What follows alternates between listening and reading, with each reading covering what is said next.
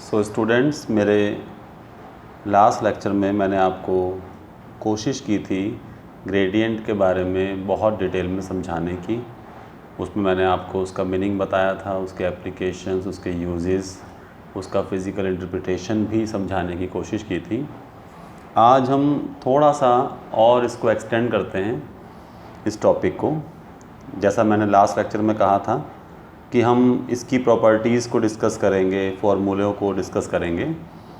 तो ग्रेडियंट की properties discuss करने से पहले मुझे ऐसा लगता है कि एक दो फॉर्मूले, पार्शियल डेरिवेटिव्स ऑफ वेक्टर्स जिसे हम बोलते हैं, ये हम रिवाइज़ कर लेते हैं। वैसे तो बहुत सिंपल हैं, ज़्यादा इसमें मुश्किल नहीं है समझने में। पार्शियल डेरिवेटिव्स ऑफ वेक्टर्स, अगर हमारे पास दो वेक्टर हैं f और g और करली बाय करली x करना है f प्लस g का, उनके सम का, तो ये दोनों अलग अलग पार्शियल डेरिवेटिव करके हम इन्हें प्लस कर सकते हैं। अगर इनके बीच में ये डॉट प्रोडक्ट है तो एक बार f ऐसे का ऐसा ही रहेगा, g का पार्शियल डेरिवेटिव डॉट आएगा बीच में, प्लस f का पार्शियल डेरिवेटिव और g ऐसे का ऐसा ही रहेगा, बीच में डॉट आएगा।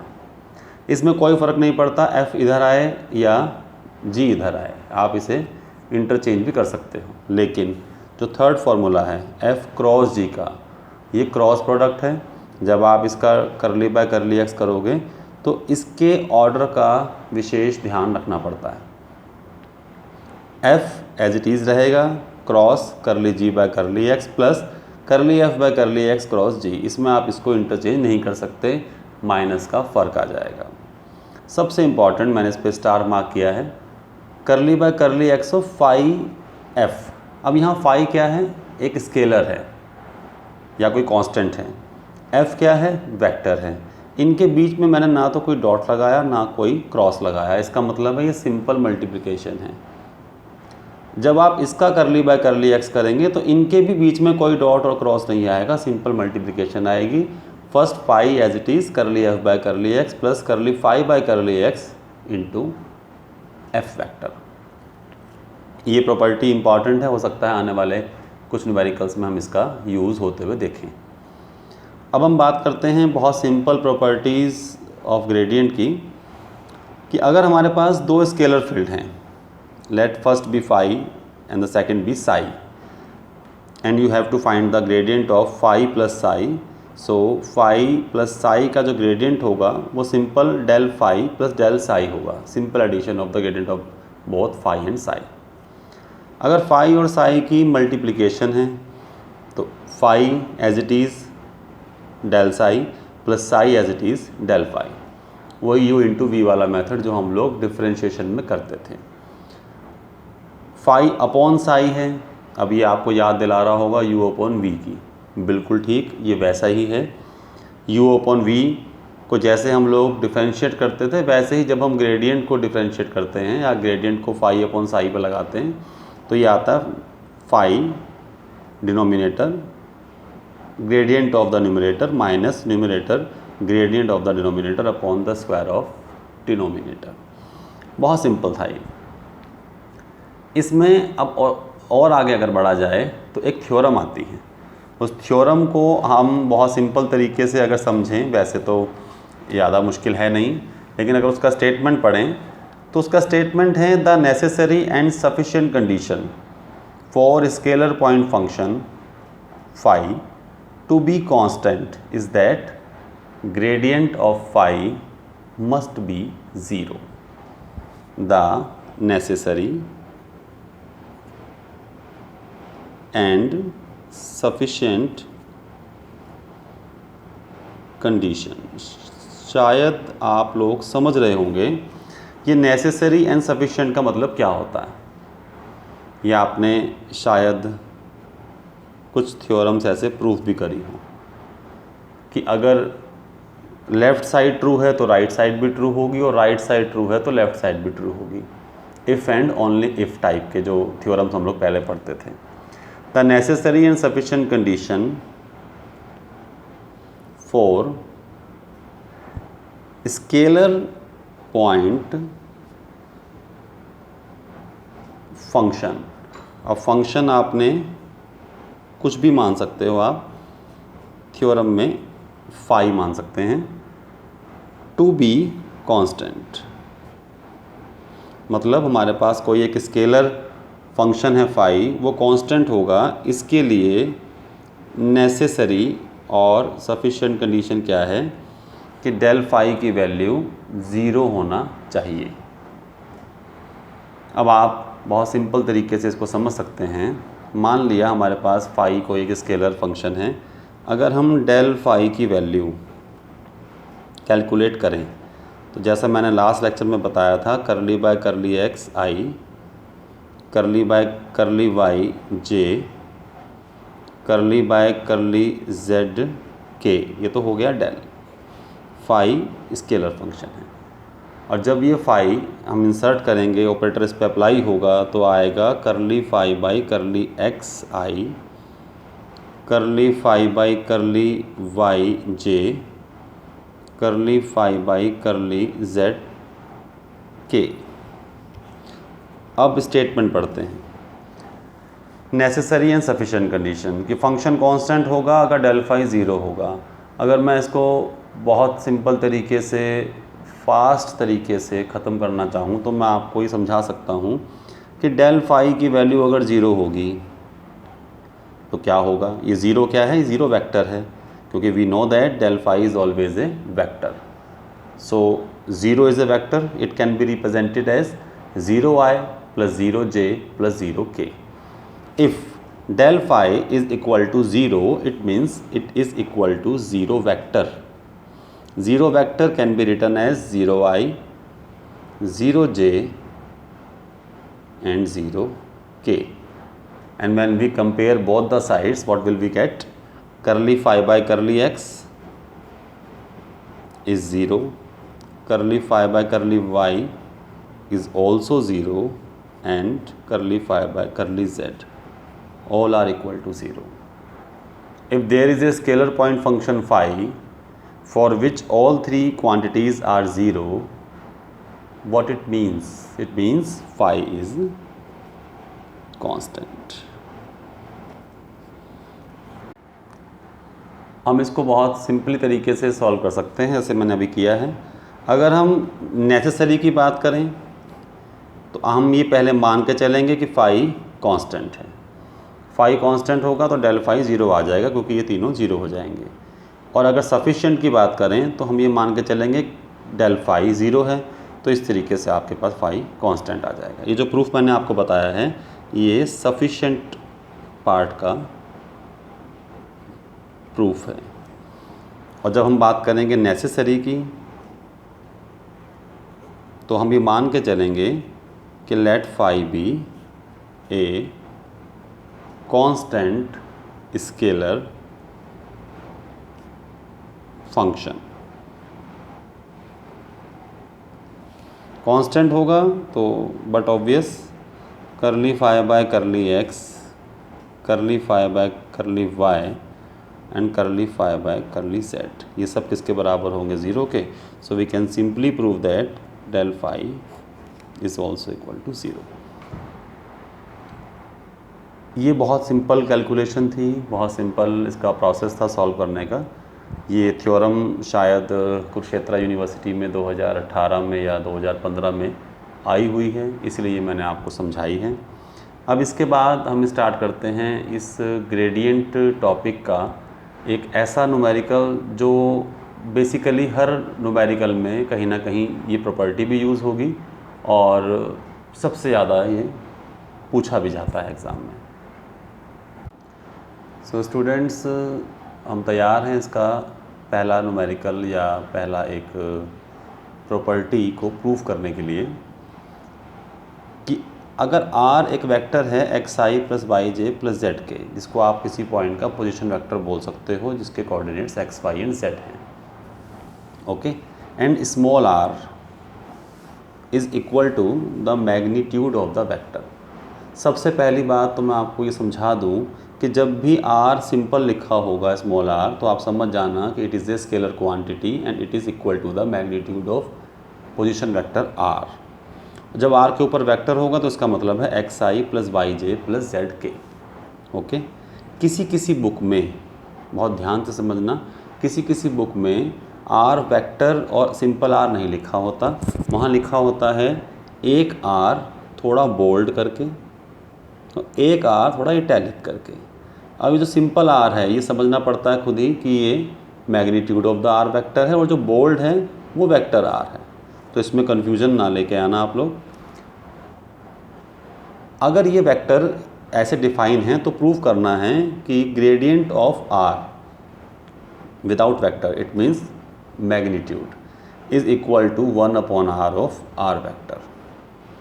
और सेकंड इसी का एक्सटेंडेड पार्ट है कि gradient of r to the power n is equal to n r to the power n-2। ध्यान देना, n-1 नहीं, n-2 and again r vector. तो अब हम 1 बाय 1 दोनों को सॉल्व करने की कोशिश करते हैं, देखते हैं आप कितना समझ पाते हैं और मैं कितना समझा पाता हूँ। सबसे पहले फर्स्ट पार्ट सॉल्व करते हैं। We have r vector is equal to xi yj and plus zk. Because small r is the magnitude of the r vector, so we know that magnitude of the r vector must be equal to x square plus y square plus z square to the whole power 1/2 or square root of the sum. Now what we have to show, gradient of r is equal to 1/r into r vector. So let us take left hand side first. Gradient of r. When we solve gradient of r, then we have to put the value of del curly by curly xi curly by curly yj curly by curly z k. Okay, and r is outside the operator. When we insert r inside the operator, then what we get, curly r by curly x I curly r by curly y j curly r by curly z k. Now what we need only three values, curly r by curly x, curly r by curly y, curly r by curly z, which we can calculate from the equation number. You can say, if we give this equation number 1, equation number 2, and this is equation number 3. We only need three values, curly r by curly x, curly r by curly y, curly r by curly z, which we can calculate from equation number 2. From equation number 2, if we partially differentiate equation number 2 with respect to x, with respect to y, with respect to z, back to back, so what we get, curly r by curly x, it gives us 1/2 x square plus y square plus z square to the whole power minus 1/2, and again partial differentiation of the rest of the function. I think this is a very simple calculation, so there is no need to explain all the steps including in this calculation.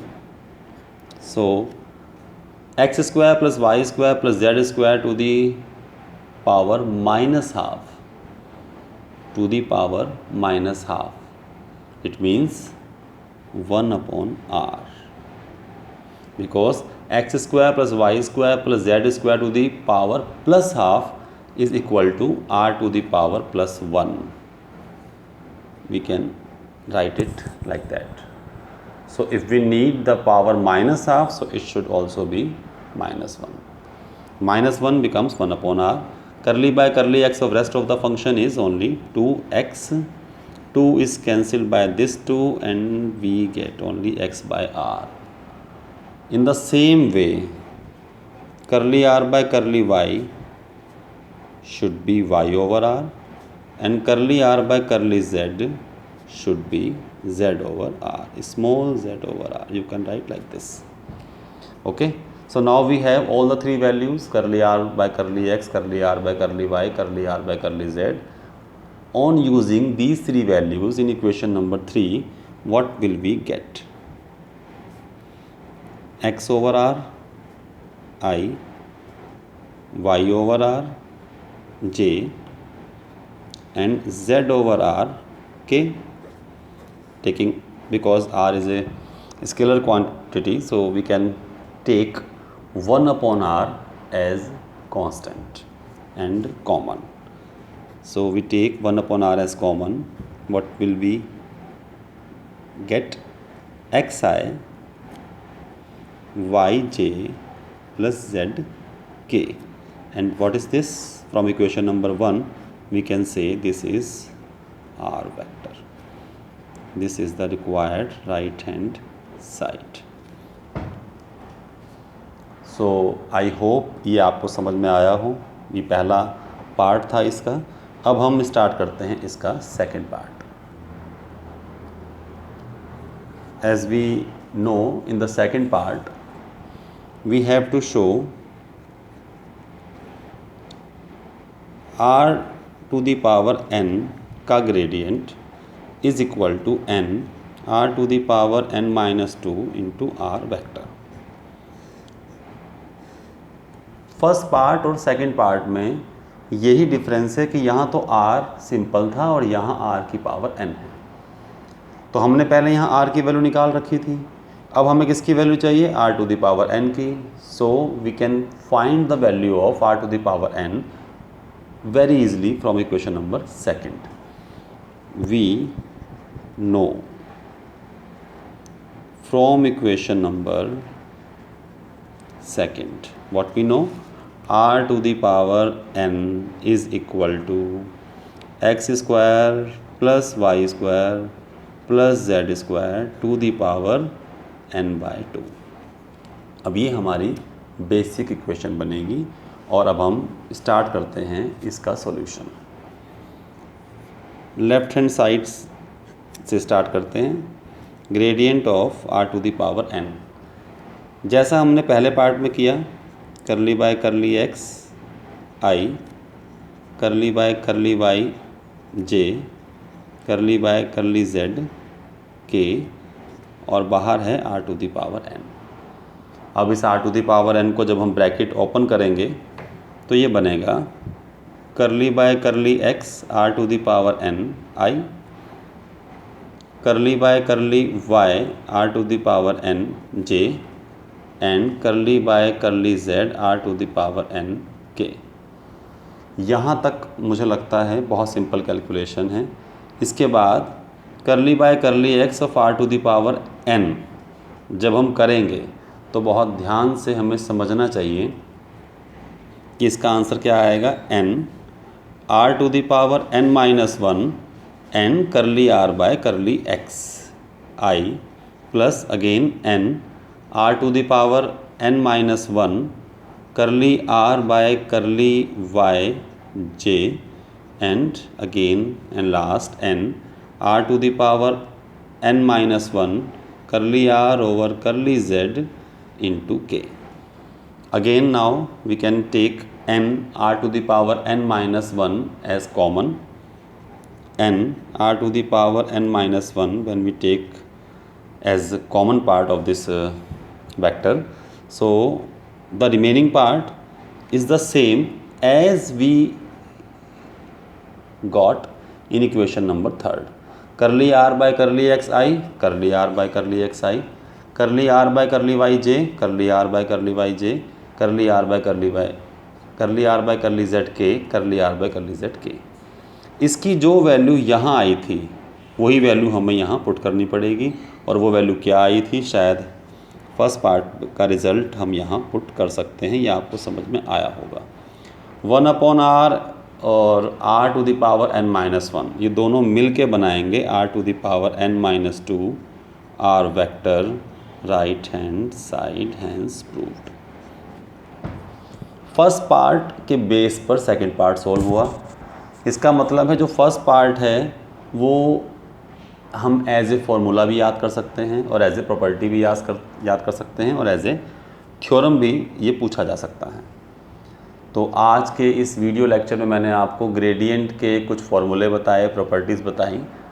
उसका पहला सबसे basic और सबसे important ये जो numerical है मैंने आपको सॉल्व करना बताया। आई होप ये आपको समझ में आया हो। आप इसकी एग्ज़ाम्पल्स को, इसके आंसर्स को, इसके न्यूमेरिकल्स को बुक में से, इंटरनेट में से, जहाँ से भी आपको इसके मटेरियल्स मिलते हैं आप लोग सॉल्व करें। आज के वीडियो लेक्चर में जो प्रॉब्लम हो, जो आपकी क्वेरीज़ हों, जो सजेशंस हो, वो आप कमेंट सेक्शन में जाके मुझसे पूछ सकते हैं। और या मेरी ईमेल आईडी जो लास्ट वीडियो लेक्चर में भी मैंने आपको बताई थी, एक बार फिर आपको बता देता हूँ, rajianupam@gmail.com पे भी जाके आप मुझसे अपनी क्वेरीज़ पूछ सकते हैं। बहुत जल्द मैं और भी इसके न्यूमेरिकल्स का वीडियो लेक्चर लेके अपलोड करूँगा अपने चैनल पर। मेरे चैनल को सब्सक्राइब कीजिए, लाइक करते रहिए। Thank you very much.